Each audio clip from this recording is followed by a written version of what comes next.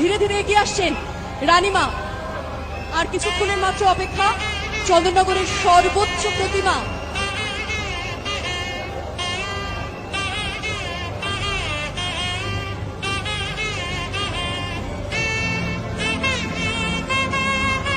মাথার পুজো বলে যে পুজো বিখ্যাত, সেই রানীমা।